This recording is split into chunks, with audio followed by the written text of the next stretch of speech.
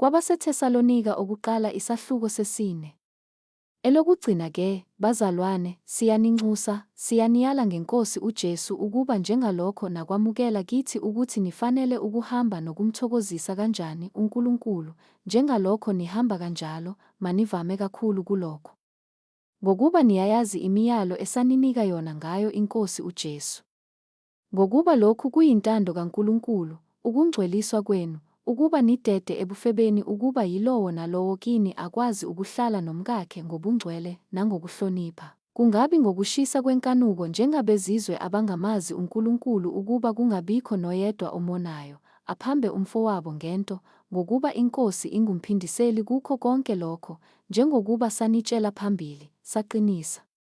Ngokuba uNkulunkulu kasibizelanga amanyala, kepha wasibizela ebungcweleni.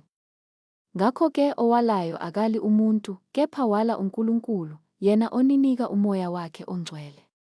Kepha maqondana nothando lobuzalwane anisweli ukuba umuntu anilobele, ngokuba nina uqobo ningabafundisiwe nguNkulunkulu ukuba nithandane, nempela niyakwenza lokho kubo bonke abazalwane abaseMakedoniya lonke.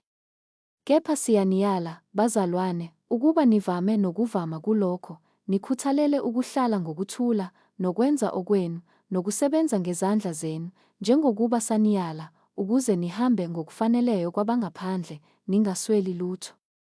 Kepha asithandi, bazalwane, ukuba ningabi nakwazi ngabalalayo, ukuze ningadabuki njengabanye abangenalo ithemba.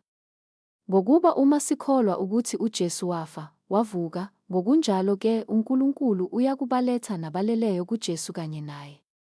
Ngokuba lokho sikusho kini ngezwi leNkosi ukuthi thina, esisekhona sisasele kuze kube sekufikeni kweNkosi, asiyikubandulela nempela abaleleyo, ngokuba iNkosi uqobo iyakwehla ezulwini ngezwi lenhlokomo, ngephimbo lengelosi enkulu nangecilongo likaNkulunkulu, nabafileyo kuKristu bayakuvuka kuqala, khona thina, esisekhona sisasele siyakuhlwithwa kanye nabo emafwini, sihlangabeze iNkosi emoyeni, kanjalo-ke siyakuba nayo iNkosi njalo.